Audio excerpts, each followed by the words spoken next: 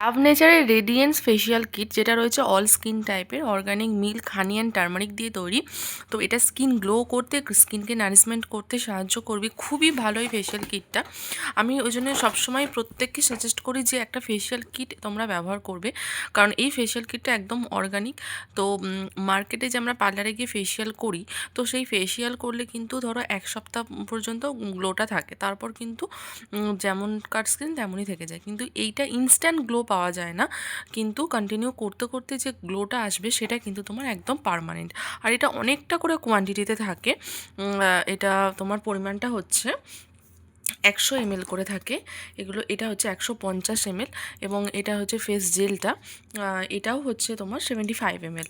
তো খুবই ভালো এই প্রোডাক্টটা। 4টে স্টেপ থাকে। ফার্স্ট হচ্ছে ক্লেনজার, তারপরে হচ্ছে স্ক্রাবার, তারপরে face massage cream and face mask. এটা একা যদি কেউ ইউজ করে তো মোটামুটি তার 2 বছরের বেশি চলে যাবে। আর এটা মোটামুটি 20-25 বার তো বেশি হবেই।